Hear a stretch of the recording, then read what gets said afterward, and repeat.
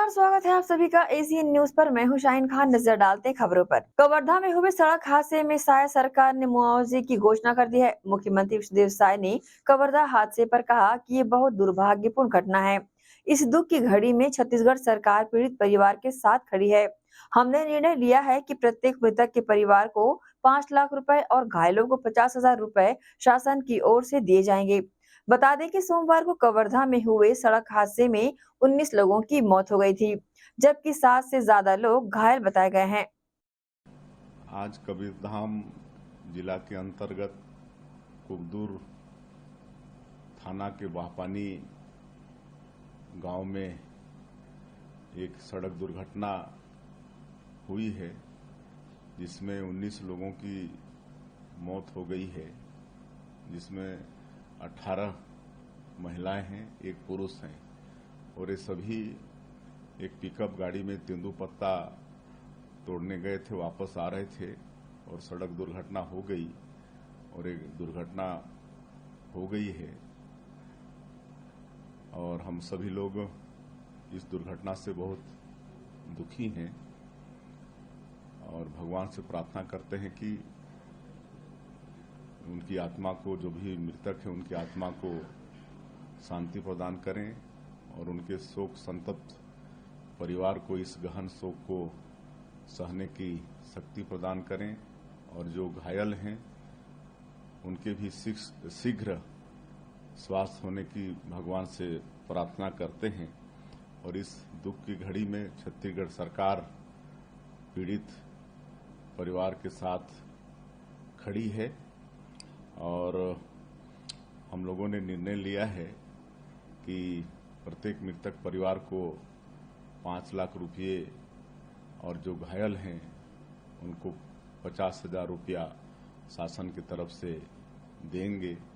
इसके अलावा जो विभाग की तरफ से या बीमा की जो राशि है वो अलग है और ये भी प्रशासन को निर्देश दिया गया है कि आगे इस तरह की दुर्घटना न हो, इसके लिए सावधानी बरती जाए। प्रदेश के वित्त मंत्री ओपी चौधरी ने कहा कि प्रदेश के मुख्यमंत्री विष्णुदेव साय के निर्देश में छत्तीसगढ़ में हमारी सरकार निवेशकों को बेहतर और भयमुक्त माहौल उपलब्ध कराने और उन्हें स्थापित करने के लिए संकल्पबद्ध है।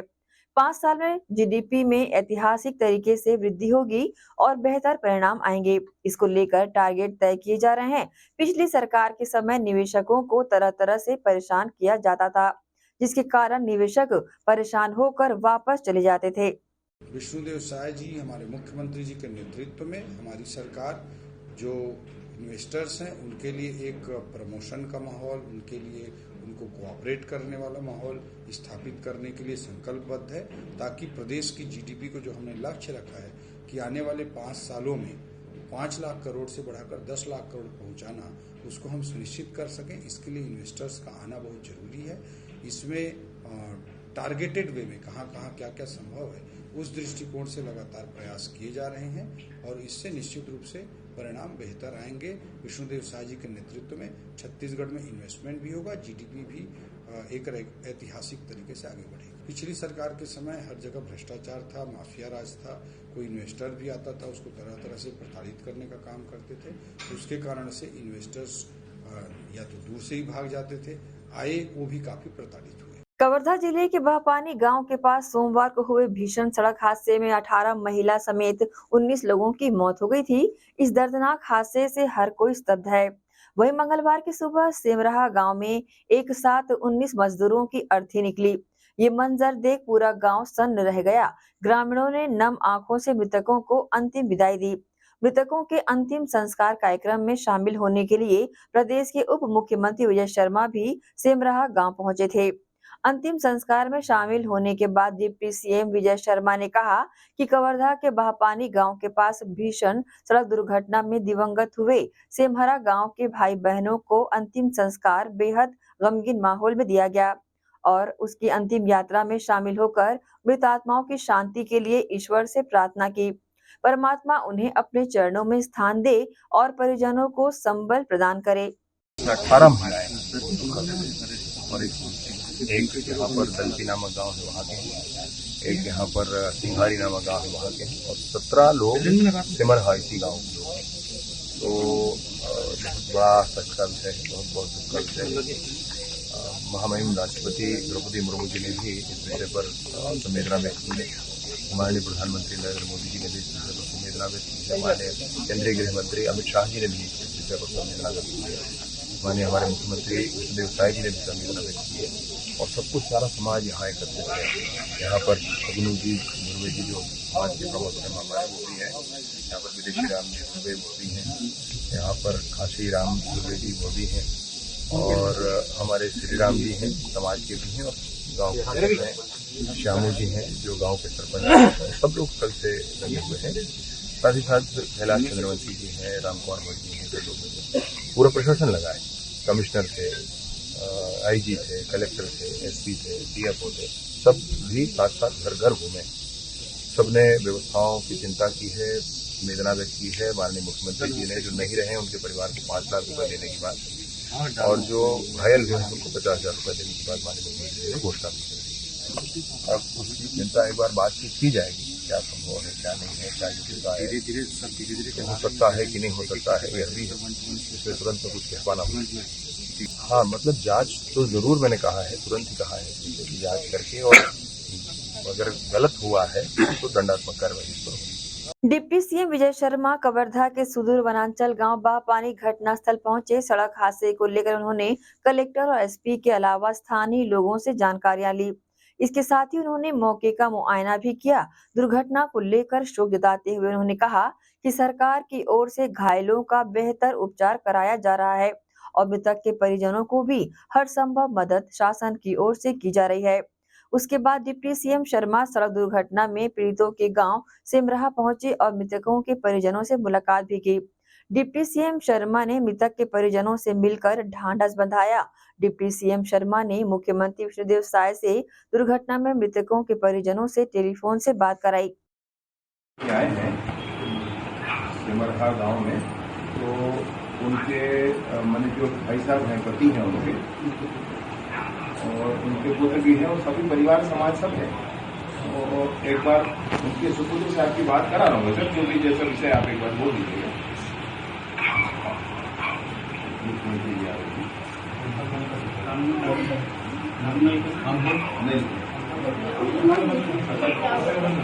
हेलो, हाँ सर। अच्छा, हाँ। आपके पिताजी का हुआ बात है सर? अच्छा, माता जी थी। अच्छा, हाँ, तो बहुत दुखद घटना हो गया ऐसा, लेकिन अब क्या कर सकते हैं, होने को पीछे डालने वाला बात है। तो हम सभी लोग आप दुख के साथ में हैं।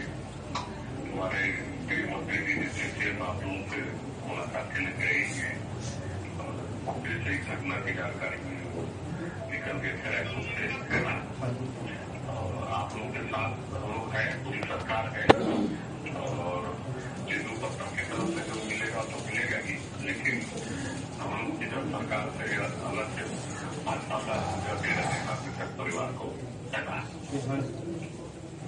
5-7 लाख रुपये हम लोग देंगे, और तेंदु सप्ताह वगैरह चाहे वो सब वो अलग है, वो अलग मिलेगा, लेकिन सरकार की तरफ से 5-7 लाख रुपया देंगे, है ना। आपके संवेदना व्यक्त करते हैं, आप लोग के साथ में है, जो होनी हो गया तो हो ही गया, है कि नहीं? और तो बिल्कुल हम लोग को आपके साथ समझिएगा, है ना, और कुछ होगा तो बीजेपी को बताइए वहाँ पर। ठीक है, तो हमारी तरफ तो है, लेकिन अब करना तो पड़ेगा नहीं, घटना घट गई तो, है ना। तो चलिए 5 लाख रुपया देंगे सरकार की तरफ से, है ना, घोषणा कर रहे हैं। ठीक है।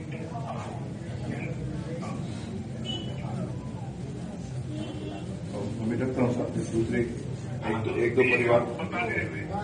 एक दो परिवारों में और आपकी बात कराऊंगा, फिर बाकी मैं देखूंगा। कुकदुर क्षेत्र के हैं, और ये मैंने नियमित आना जाना करते थे, गाड़ी से गांव से जाकर के तेंदुपत्ता तोड़ करके वापस आते थे। संग्राहक परिवार हैं, इसमें 13 कार्डधारी हैं, कुल 13 कार्ड हैं सभी लोगों के बीच में, और लगभग 15 की संख्या 16 की संख्या ऐसी है। दुखद है, बहुत दुखद है। अभी सब लोग तो लगे हैं, जल्द से जल्द सारी प्रक्रिया पूरी हो जाए इसके लिए। अभी तेंदुपत्ता क्या रोजगार नहीं है? तेंदुपत्ता आधा देश करता है, कोई विषय थोड़े है, ये उचित ही है, इसमें कोई बात नहीं। और जो ये नियमित हैं ये लोग, जो दुर्घटना हुई है वो दुर्भाग्यजनक। भाई मुआवजा सहायता ये कोई विषय ही नहीं है, वो तो होगा ही होगा, सरकार कैसे नहीं करेगी। वो बता रहे थे कि ब्रेक फेल होने के कारण हुआ है, ऐसा बता रहे थे। तो ये बड़ा कष्ट का विषय है। ब्रेक फेल होने के कारण घटना हुई है, पुरुष सारे कूद गए, उतर गए और महिलाएं रह गई उसमें, ऐसा हुआ। मैं तुरंत ही जहां से निकल करके घटनास्थल ही जाऊंगा, गांव भी जाऊंगा। कोई चूक वाली बात नहीं है ना, दुर्घटना है।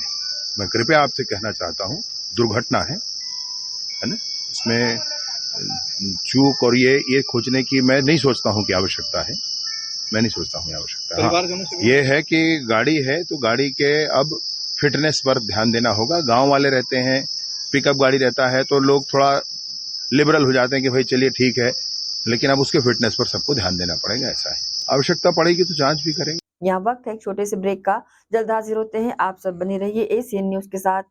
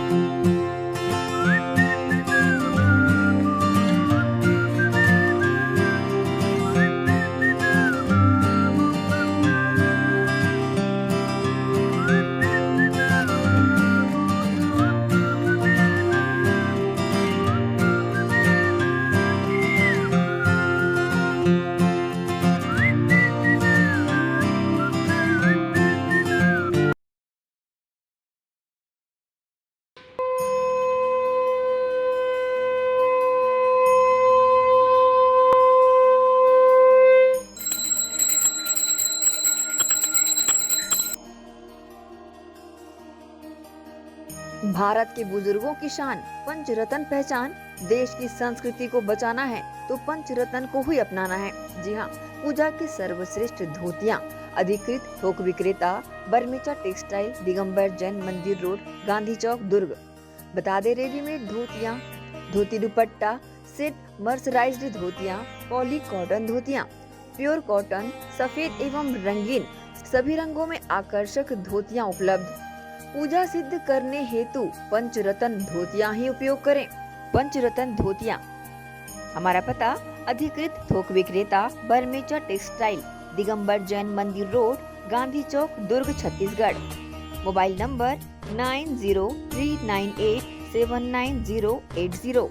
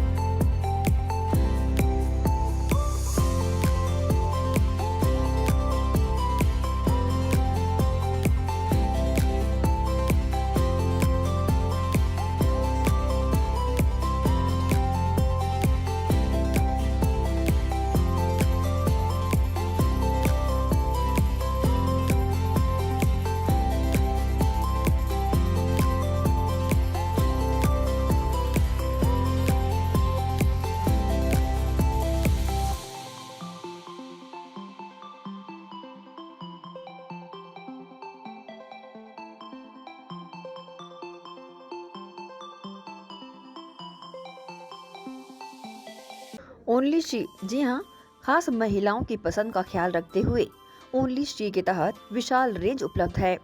ओनली शी की लेगिस व हॉट पैंट की विशाल श्रृंखला, आकर्षक product, kurti pant, shape wear, string pant, cotton pant, palazzo, capri pant, women shirts, hot pant, camisole, cycling shirts, round neck T shirt, V neck T shirt, jogger pant, track pant, printed T shirt, comfy pyjama, churidar leggings, ankle length leggings, kids लेगिस।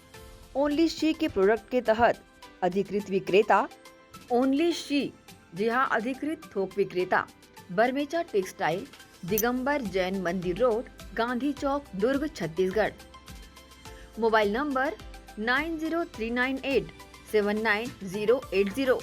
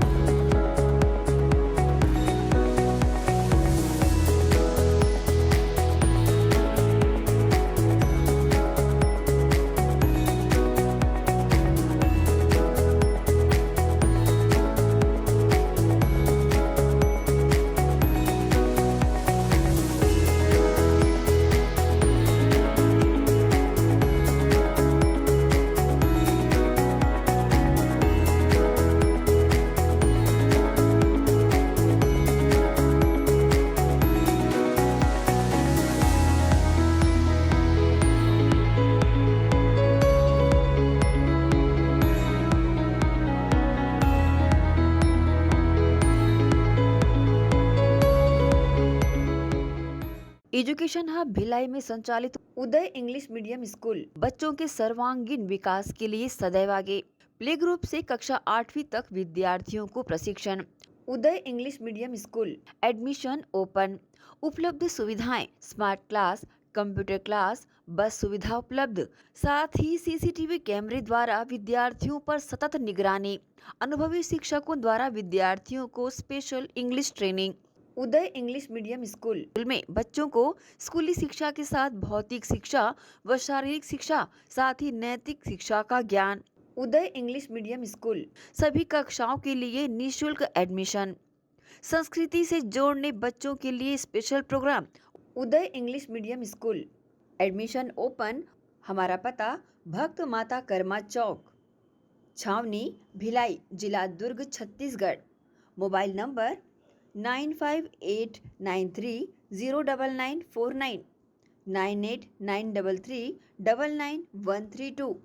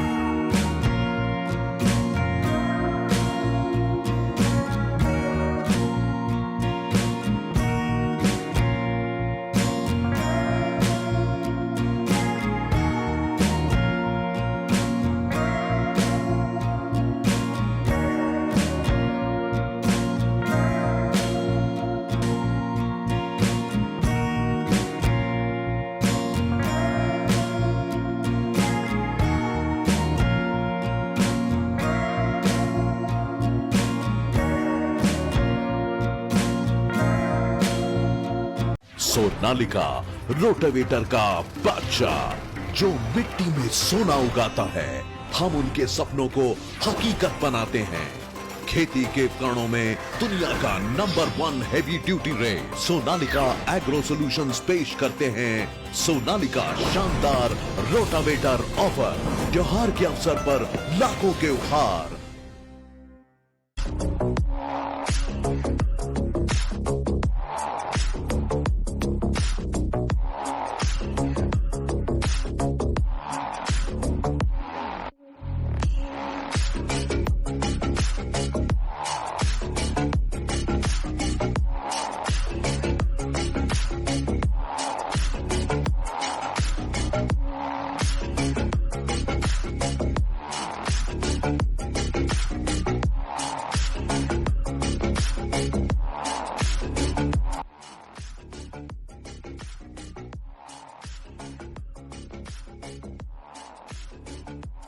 Break के बाद आप सबका स्वागत है।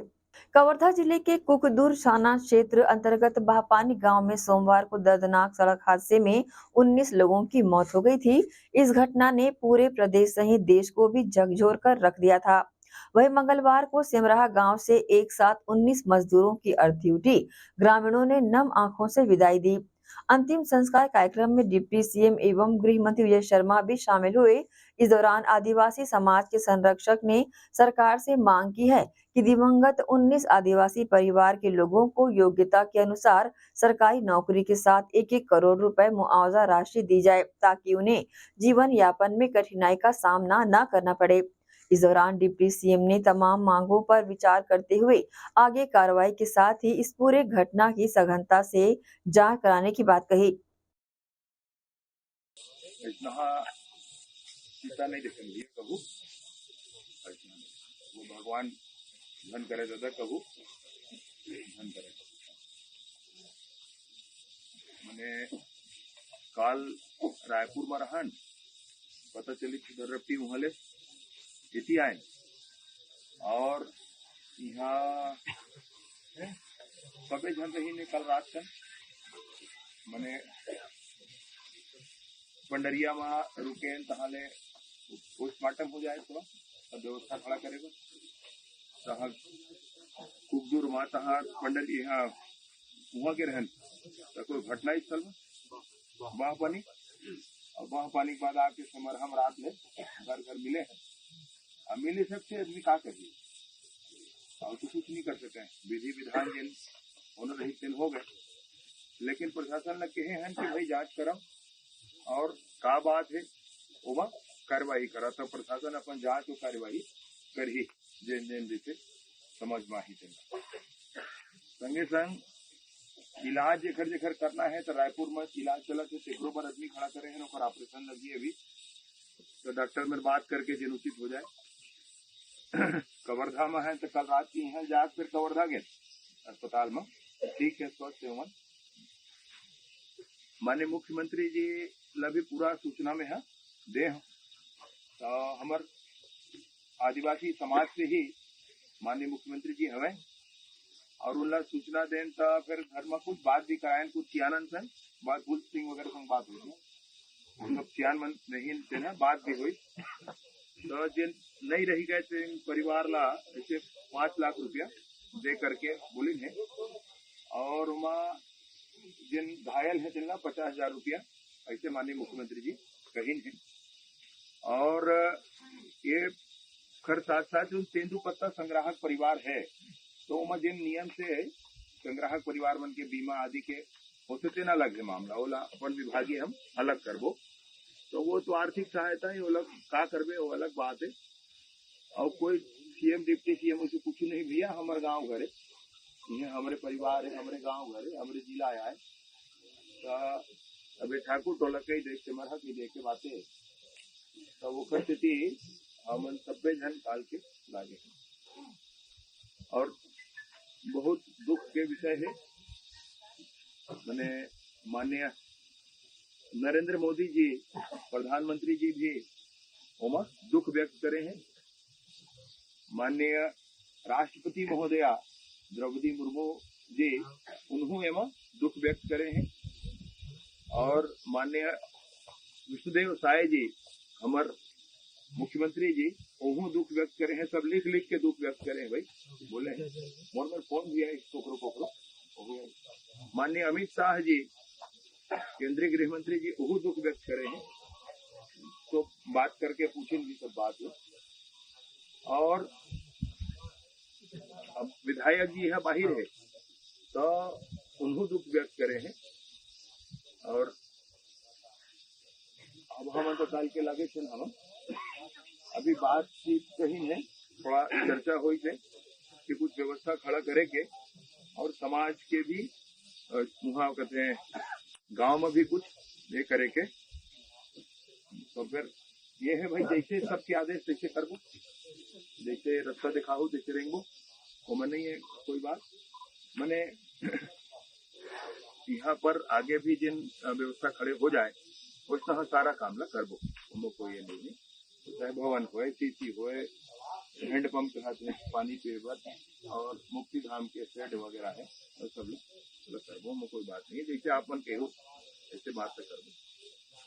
और भगवान दुख के घड़ी में सब लोग संबल देवा दिया हो और सामाजिक अभी सब 10 लाख वगैरह सब काम बचे है, तो वो मैं जैसे समाज के आदेश हुई जैसे सब कहीं वैसे वो मैं बात न करबो आगे बढ़ा। आम आदमी पार्टी के राष्ट्रीय संयोजक और दिल्ली के मुख्यमंत्री अरविंद केजरीवाल की नई दिल्ली में दिए गए बयान कि यदि आप कमल चिन्ह को चुनते हैं तो मुझे वापस जेल जाना होगा, यदि आप भी इंडिया गठबंधन के उम्मीदवार को चुनते हैं तो मुझे जेल नहीं जाना पड़ेगा वाले बयान पर डिप्टी सीएम अरुण साव ने अपनी प्रतिक्रिया देते हुए कहा कि केजरीवाल का बयान न्यायालय के आदेश के विपरीत है। न्यायालय ने केजरीवाल को अंतरिम जमानत दी है। सर्वोच्च न्यायालय के आदेश पर केजरीवाल जेल से बाहर हुए हैं और निर्धारित तिथि के बाद उन्हें स्वयमेव जेल जाना पड़ेगा।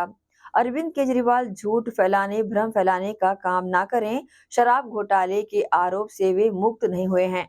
देखिए, ये न्यायालय के आदेश के विपरीत केजरीवाल का बयान है।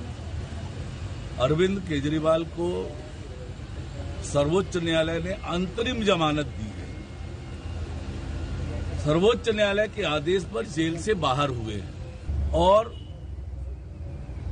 जो निर्धारित तिथि है उसके बाद उन्हें स्वयं जेल जाना पड़ेगा।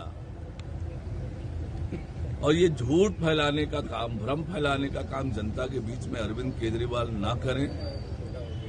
शराब घोटाले के आरोप से वो मुक्त नहीं हुए हैं और न ही जेल ने उन्हें जेल से परमानेंट छुट्टी मिली है, परमानेंट जमानत नहीं मिली है, अंतरिम जमानत पर है और अंतरिम जमानत की तिथि समाप्त होने के बाद उन्हें जेल जाना ही पड़ेगा। देखिए, कुम्हारी की घटना की हमने मिनिस्ट्रियल इंक्वायरी का आदेश किया है।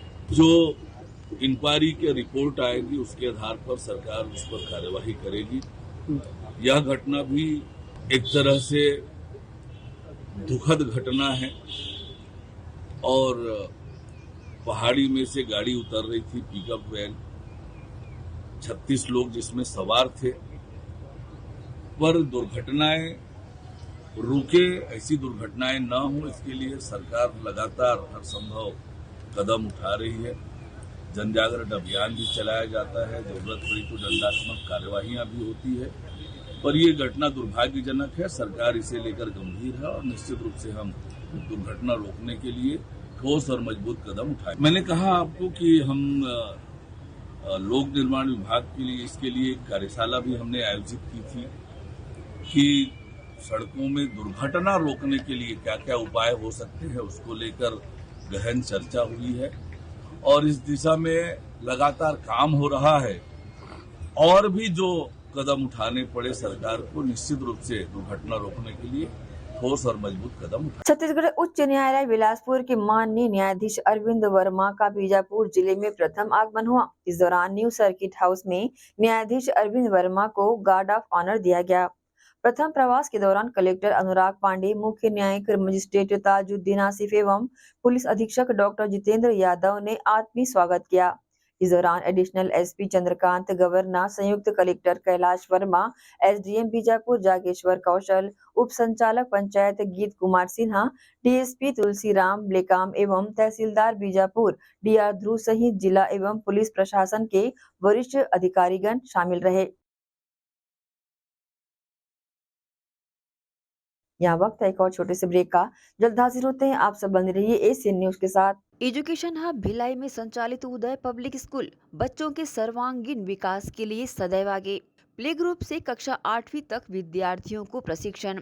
उदय पब्लिक स्कूल एडमिशन ओपन। उपलब्ध सुविधाएं स्मार्ट क्लास, कंप्यूटर क्लास, बस सुविधा उपलब्ध, साथ ही सीसीटीवी कैमरे द्वारा विद्यार्थियों पर सतत निगरानी। अनुभवी शिक्षकों द्वारा विद्यार्थियों को स्पेशल इंग्लिश ट्रेनिंग। उदय पब्लिक स्कूल में बच्चों को स्कूली शिक्षा के साथ भौतिक शिक्षा व शारीरिक शिक्षा, साथ ही नैतिक शिक्षा का ज्ञान। उदय पब्लिक स्कूल में सभी कक्षाओं के लिए निःशुल्क एडमिशन।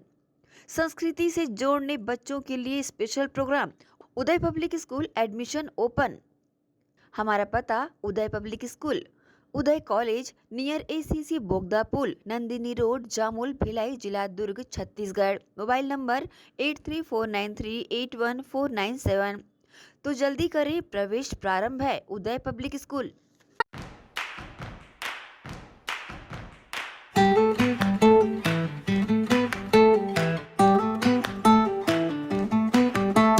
नन्हे नन्हे प्यारी जान, पढ़ेंगे लिखेंगे तभी तो बनेंगे भारत की पहचान।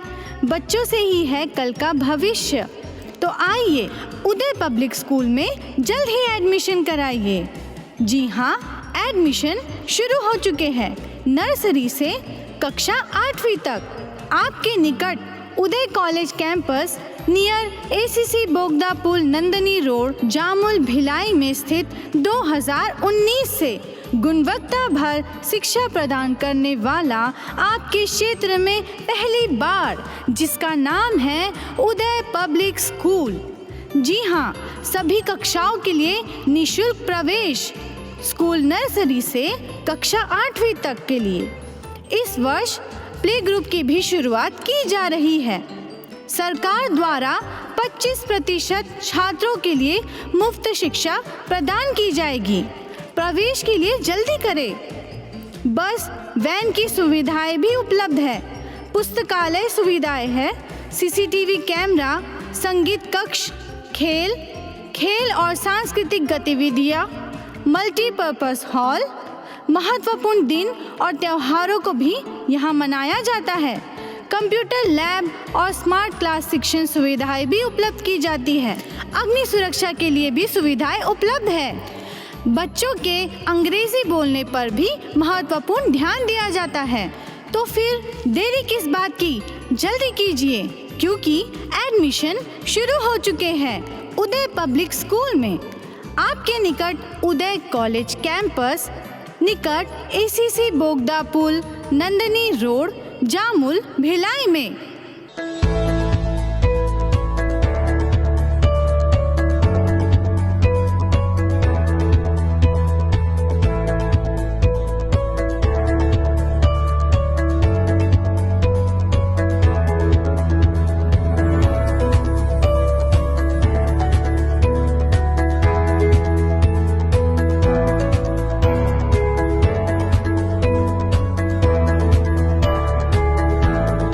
ब्रेक के बाद एक बार फिर से आप सभी का स्वागत है।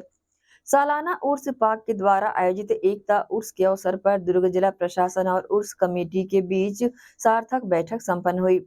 सभी ने अपनी जिम्मेदारी निभाने जनता से अपील की। कौमी एकता की मिसाल पेश करते हुए दुर्ग के पुराना बस स्टैंड स्थित हजरत बाबा अब्दुल रहमान शाह काबुली रहमतुल्लाह अलैह के 72वें उर्स पाक के खास मौके पर सालाना उर्स पाक कमेटी और दुर्ग जिला प्रशासन और दुर्ग पुलिस के बीच बैठक संपन्न की गई। बैठक में उर्स से संबंधित सभी लोग बड़ी संख्या में शामिल हुए और अपनी राय मशवरा दी और जिला प्रशासन द्वारा बताए गए बातों पर ध्यान दिया। चले जाए आपके, और मीडिया के माध्यम से भी वो लोगों को जानकारी हो जाए कि हमारी पार्किंग की व्यवस्था यहाँ पर में कर दी गई है, ताकि हमको क्या किसी को बताना ना पड़े। वो आए अपनी गाड़ी वहाँ पर में खड़ा करे।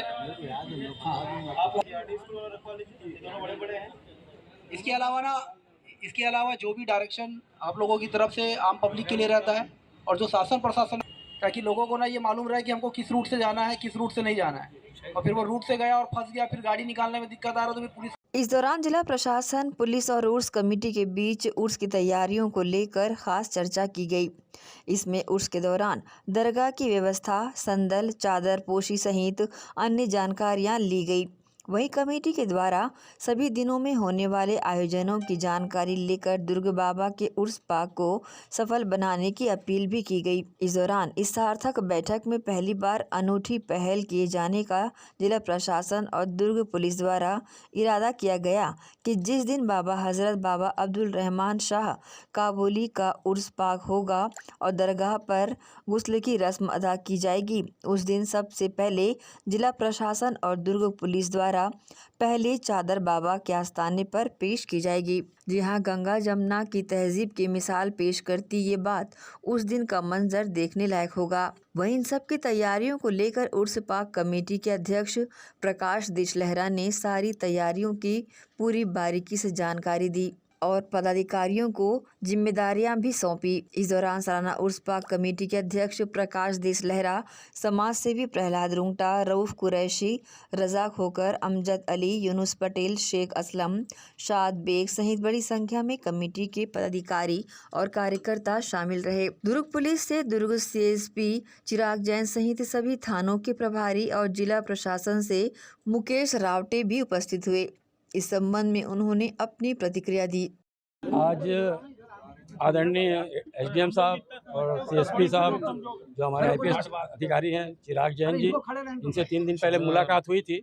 उन्होंने कहा था कि भाई इसमें ऐसा ऐसा है और ये सरकारी जगह है और अपन ऐसा करते हैं कि अपन 1-2 दिन बाद बैठ के अपन इसमें डिस्कस कर लेंगे, आपका क्या प्रोग्राम, सारे अधिकारी आ जाएंगे और अपन डिस्कस करके इसको अपन, हम भी चाहते हैं कि बहुत अच्छे से प्रोग्राम हो, क्योंकि हमने भी सुना है कि 72 साल से एक प्रोग्राम हो रहा है और बहुत अच्छा प्रोग्राम हो रहा है और एक दुर्ग शहर जो कौमी एकता की मिसाल है। फिर उसके बाद उन्होंने आज मीटिंग रखी, आज सारे पदाधिकारी आए, कुछ जो अपना सुप्रीम कोर्ट के जो गाइडलाइंस हैं उसके तहत साउंड का जो है ये हमने उनको आश्वासन दिया कि हम अपनी तरफ से पूरी कोशिश करेंगे कि जब भी शहर में जब घूमेगा जो संदल, उसमें जो DJ वगैरह का साउंड थोड़ा कम रखेंगे और कोई ऐसी घटना ना हो कि कहीं विवाद की स्थिति बने। इसमें शासन और प्रशासन हमारा पूरा सहयोग करने को तैयार है और हम और हमारी कमेटी की पूरी टीम हम शासन के साथ हैं और शासन के मार्गदर्शन पे हम अपने प्रोग्राम को बहुत अच्छे ढंग से करना चाह रहे हैं। प्रशासन की ओर से अच्छी पहल की गई, सभी वर्गों को, सभी धर्मों के लोगों को, प्रतिनिधित्व को बुलाया गया था और अच्छा मार्गदर्शन उन्होंने दिया। यह पिछले 72-75 वर्षों से उर्स पाक यहाँ मनाया जा रहा है और मिसाल है अपने शहर के लिए कि एकता का प्रतीक है और सभी धर्म के लोग इसमें इन्वॉल्व होते हैं। यहाँ जो आज मीटिंग बुलवाई गई थी तो उसमें यही कहा गया कि ये प्रोग्राम जो है शांतिपूर्ण ढंग से हो, अच्छे से बढ़िया बने। तो हमने भी उन्हें आश्वासित किया है कि जैसा पहले चलते हुए आ रहा था वैसे भी आगे चलते रहेगा, शांतिपूर्ण वातावरण में रहता है और शांतिपूर्ण रहेगा। देखिए उसके लिए संदल के लिए भी चूँकि सभी आते हैं, अनुयायी हैं, आकर के चादर चढ़ाते हैं, तो उसके लिए रूट भी डिसाइड किया गया है ताकि शांति व्यवस्था बनी रहे।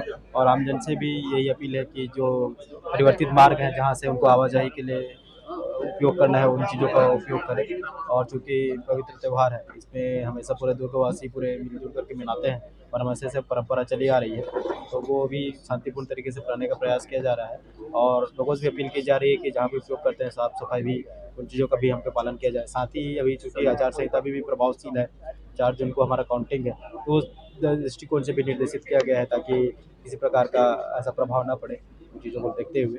और सभी से अपील भी की गई है कि शांति से हम त्यौहार का आयोजन करें। ये मीटिंग आगामी उर्स महोत्सव को रिलेटेड ली गई। इसमें सभी स्टेक होल्डर्स प्रेजेंट थे। इसमें समाज के लोग, समाज के मतलब जो मेन लोग हैं वो लोग, और प्रशासन और पुलिस के भी सभी मेन अधिकारी प्रेजेंट थे। तो इसमें हमारे द्वारा ये निर्देश दिए गए कि पूरी व्यवस्था बनाई जाए, कोई भी क्राइम जैसी सिचुएशन ना हो, साथ साथ लॉ एंड ऑर्डर भी बना रहे, और जो नियम हैं जैसे साउंड रेगुलेशंस और जो भी इस तरह के नियम है टाइम रेगुलेशंस रिलेटेड, उनका भी एक पालन किया जाए। इसी तरह के हमारे द्वारा निर्देश दिए गए हैं। उसमें कई चीज़ें हैं। एक तो सबसे पहले तो क्राइम पे नज़र हमारे ये पूरी कोशिश रहेगी उस दौरान कोई अनफॉर्चुनेट इंसिडेंट ना हो, कोई क्राइम जैसी सिचुएशन ना बने। साथ ही साथ ट्रैफिक की व्यवस्था बनाए रखना और साथ ही साथ अपना सफिशिएंट हम बंदोबस्त लगा के रखेंगे। एसीएन न्यूज के लिए दुर्ग से नसीम फारूक की रिपोर्ट। मनरेगा के तहत अपनी रोजी रोटी से लगे मजदूरों का काम रोक मजदूरी नहीं करने दिए जाने से नाराज सैकड़ों ग्रामीण मजदूरों ने जिला कलेक्ट्रेट पहुंचकर फरियाद लगाई। इस दौरान सभी ग्रामीण मजदूरों ने कलेक्ट्रेट के परिसर में बैठकर जमकर नाराजगी जताई। बोरी थाना अंतर्गत आने वाले नगपुरा के सैकड़ों ग्रामीण मंगलवार को दुर्ग कलेक्ट्रेट पहुंचे और न्याय की गुहार लगाते हुए ज्ञापन सौंपा। इस दौरान ग्रामीण मनरेगा मजदूरों ने 3 ट्रैक्टर ट्रॉली में सवार होकर दुर्ग जिलाधीश से मनरेगा कार्य शुरू करवाने लगाई गुहार। इस दौरान बड़ी संख्या में मजदूरों ने जिला कलेक्ट्रेट के पोर्च पर बैठकर शांतिपूर्वक आक्रोश जताया।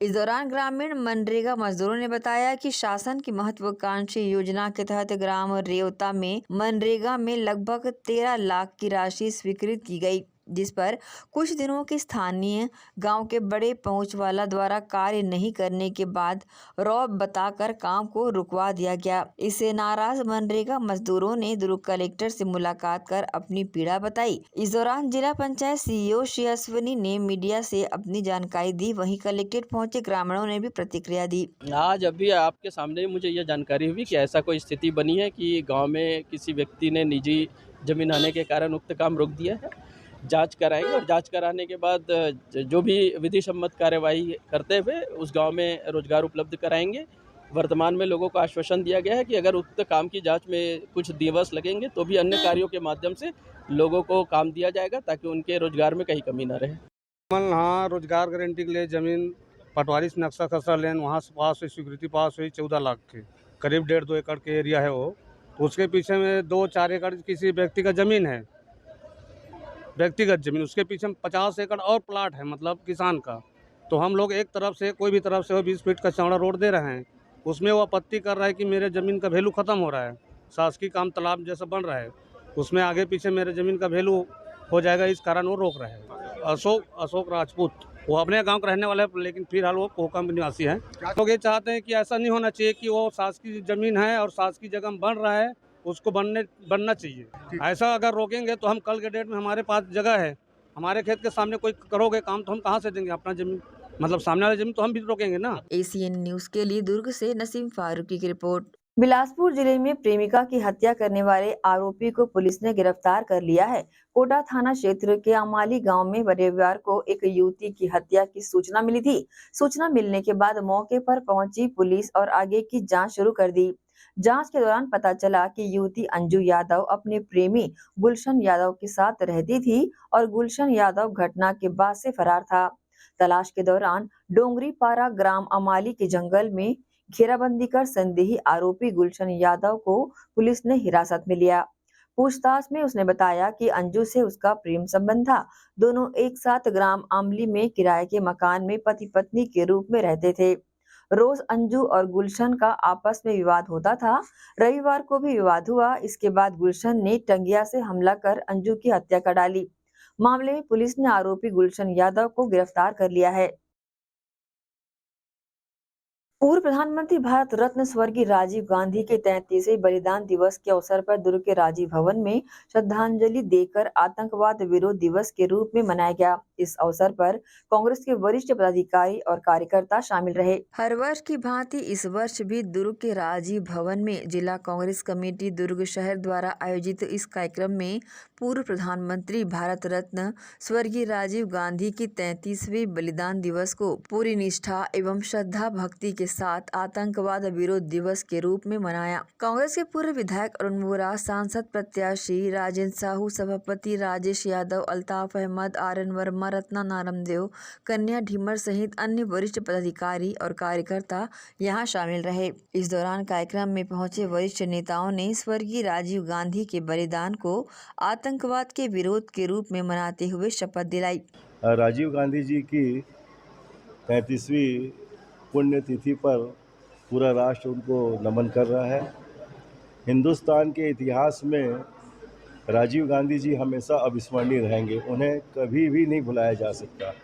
5 वर्ष के प्रधानमंत्रित्व काल में राजीव गांधी जी ने जो काम किया है उसकी छाप आज भी देशवासियों के दिलो दिमाग में अंकित है। उन्होंने अपने 5 वर्ष के कार्यकाल में हिंदुस्तान को दुनिया के जितने भी देश हैं उनसे आगे ले जाकर खड़ा कर दिया था। लोग आश्चर्यचकित हो गए थे कि हिंदुस्तान का यह नौजवान प्रधानमंत्री इतने कम समय में हिंदुस्तान को इतना आगे ले गया जिसकी कल्पना किसी ने भी नहीं की थी। राजीव गांधी जी की जो देन है, उन्होंने युवाओं को मताधिकार दिया, समानता का, समता का अधिकार दिया, धर्मनिरपेक्ष की भावना पर उन्होंने अपनी मुहर लगाई और ये कहा कि भारत सर्वधर्म समभाव वाला देश है, जहाँ सभी जाति, धर्म और भाषा के लोग एक साथ रहते हैं। उस पर उन्होंने अपनी मुहर लगाई, नौजवानों को आगे बढ़ाया। कंप्यूटर की जो आज हम लोग देखते हैं, मोबाइल, STD, PCO, संचार क्रांति के जनक थे राजीव गांधी जी। तो राजीव गांधी जी को मैं नहीं समझता कि हिंदुस्तान कभी भी भुला पाएगा और इसीलिए सब लोग कहते हैं कि जब तक सूरज चांद रहेगा राजीव गांधी जी का नाम रहेगा। मैं उन्हें अपनी श्रद्धांजलि अर्पित करता हूँ। पूर्व प्रधानमंत्री श्रद्धेय राजीव जी को उनके पुण्यतिथि पर श्रद्धा सुमन अर्पित करता हूँ। साथ ही हम उनके द्वारा दिखाए गए मार्ग, चाहे वो देश को जोड़ने की बात हो, चाहे देश में विकास की बात हो, विस्तार करने की बात हो, चाहे देश में युवाओं को आगे बढ़ाने की बात हो, उनके मार्गों पर चलकर हम देश को आगे बढ़ाने का आज संकल्प लिए हैं। और साथ ही उनके द्वारा जो देश में के साथ साथ अन्य देशों में भी शांति की जो स्थापना की गई थी, ये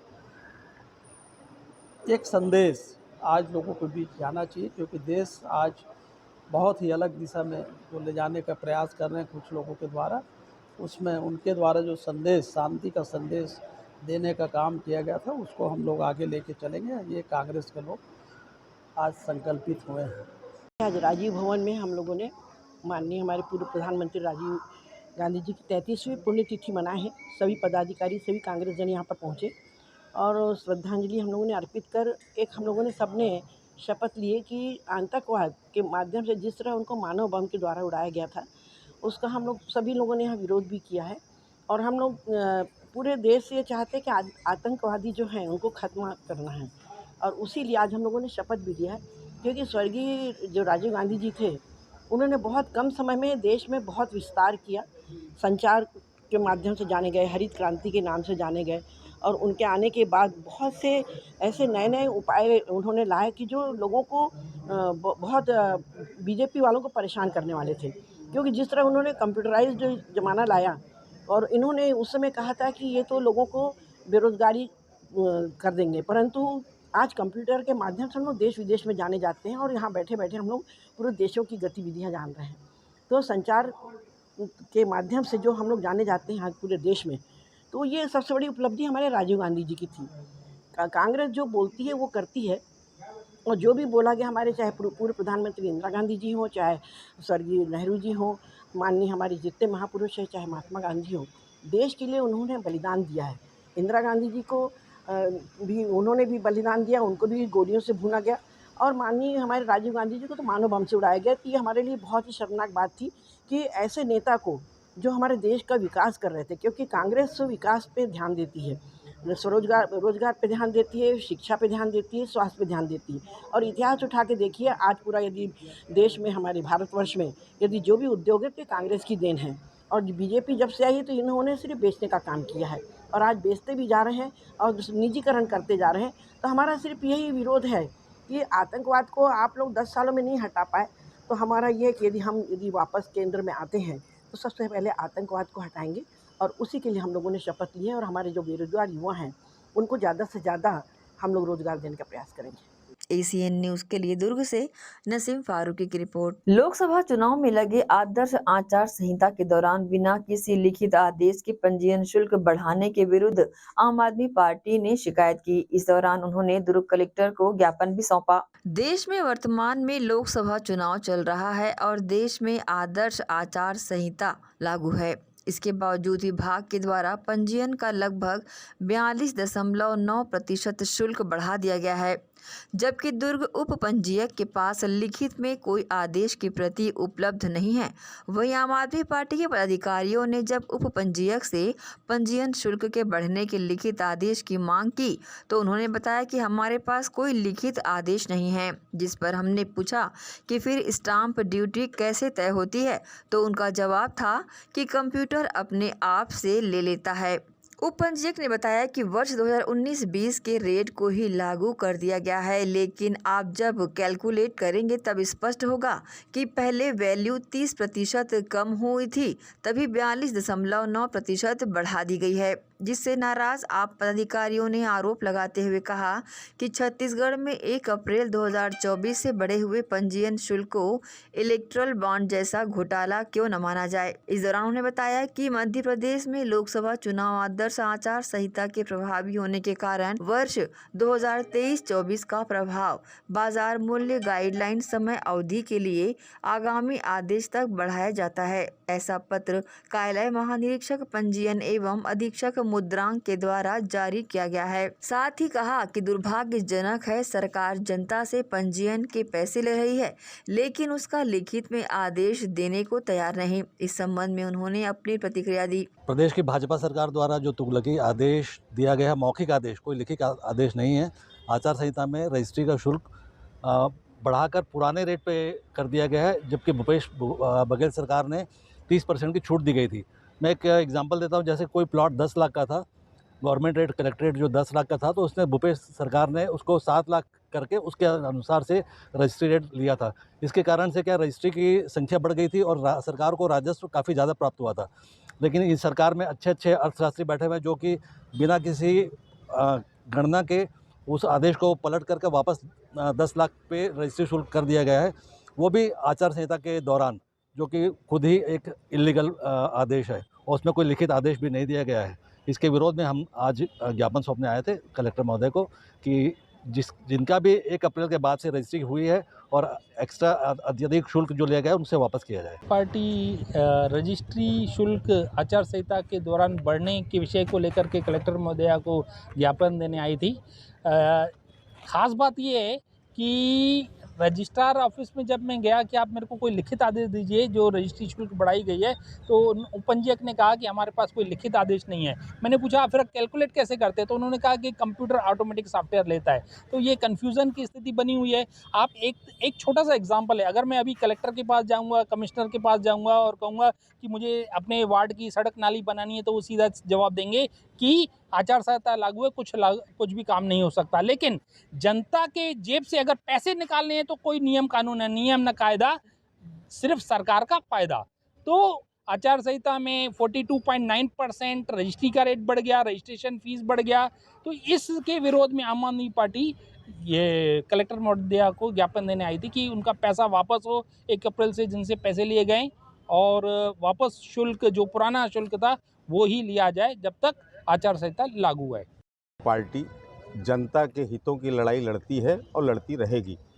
जिस तरीके से आदर्श आचार संहिता पूरे देश में लागू है और उसी दरमियान जो है वो रजिस्ट्री ऑफिस में 42.9% की बढ़ोतरी करके जो रजिस्ट्री शुल्क तुगलकी आदेश के द्वारा लिया जा रहा है, यह निंदनीय है। और जिन लोगों से रजिस्ट्री शुल्क की बढ़ोतरी 1 अप्रैल के बाद जो लिया गया है उसे उन हितग्राहियों को वापस किया जाए, ये हमारी मांग रहेगी। हमने आज कलेक्टर महोदय से मिलकर अपना ज्ञापन दिया है। यदि इसमें कार्रवाई नहीं होगी तो हम सड़कों की लड़ाई लड़ेंगे, मंत्री ओपी चौधरी जी का घेराव करेंगे। आम आदमी पार्टी जनता की लड़ाई लड़ती है और लड़ते रहेगी। एसीएन न्यूज के लिए दुर्ग से नसीम फारूकी की रिपोर्ट। इसी के साथ ही आपसे लेंगे इजाजत। आप सब बने रहिए एसीएन न्यूज के साथ। नमस्कार।